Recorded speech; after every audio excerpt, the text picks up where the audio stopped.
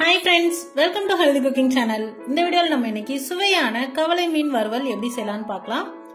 Deep fry பண்ண போறது இல்ல, நம்ம இன்னைக்கு ஷாலோ ஃப்ரை தான் பண்ண போறோம். அதுக்கு மசாலா எப்படி ரெடி பண்ணலாம்னு பார்க்கலாம் வாங்க. பிளேட் இல்ல பவுல் எடுத்துக்கோங்க. 1 டீஸ்பூன் தனி மிளகாய் தூள், 2 டீஸ்பூன் கறி மசால் பொடி. கறி மசால் பொடி இல்ல அப்படின்னா மல்லித்தூள், கரம் மசாலா சேர்த்துக்கோங்க. 1/2 டீஸ்பூன் மஞ்சள் தூள், 1 டீஸ்பூன் தூள் உப்பு, 1 டீஸ்பூன் இஞ்சி பூண்டு விழுது, 1/2 எலுமிச்சப்பழ சாறு. இது எல்லாத்தையும் சேர்த்து ஃபர்ஸ்ட் நல்லா மிக்ஸ் பண்ணிக்கோங்க. மசாலா இந்த அளவுக்கு திக்கா இருக்கு, மீன்ல ஒட்டாது, அதனால கொஞ்சமா தண்ணி சேர்த்துக்கலாம். தண்ணி இல்லனா நம்ம எந்த எண்ணெய் வேணாலும், சமையலுக்கு யூஸ் பண்ற எண்ணெய் வேணாலும் இந்த ஸ்டேஜ்ல சேர்த்துக்கலாம். சேர்த்துட்டு இந்த மாதிரி கன்சிஸ்டன்சில ரெடி பண்ணி வச்சுக்கோங்க. ரொம்பவும் தண்ணியா இருக்க கூடாது, ரொம்பவும் ட்ரையா இருக்க கூடாது, மீன்ல ஒட்டாம போயிடும். இந்த மாதிரி இருந்தது அப்படின்னா தான் பதம் கரெக்டா இருக்கும். இப்ப நம்ம சுத்தம் பண்ணி வச்சிருக்கக்கூடிய மீன் துண்டுகள்ல இந்த மாதிரி கீரல் போட்டுட்டீங்க அப்படின்னா எடுத்து சாப்பிடறதுக்கு ஈஸியா இருக்கும், மசாலாவும் உள்ள இறங்கிரும் நல்லா. இப்ப நம்ம ரெடி பண்ணி வச்சிருக்கக்கூடிய மசாலாவை ஒரு மீன் துண்டுகள்லயும் இந்த மாதிரி தடவி விட்டுக்கலாம்.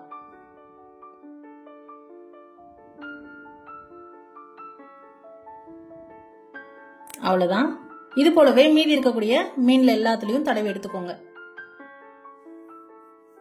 நான் இன்னைக்கு 1 கிலோ அளவுக்கு மீன் எடுத்திருக்கேன். அந்த மீனுக்கு நான் சொன்ன மசாலா சரியா இருக்கும். இத ஒரு 1/2 மணி நேரம் அப்படியே ஊற விட்டுருங்க.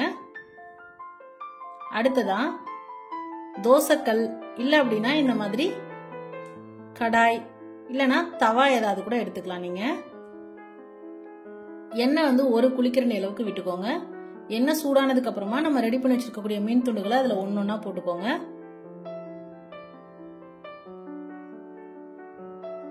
இப்போ ஒரு பக்கம் வெந்து வந்ததுக்கு அப்புறமா இன்னொரு பக்கம் திருப்பி விட்டுக்கலாம்.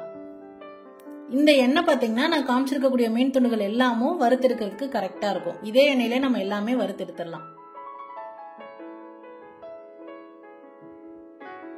திருப்பி விட்டுட்டு நல்லா வெந்து வரணும்.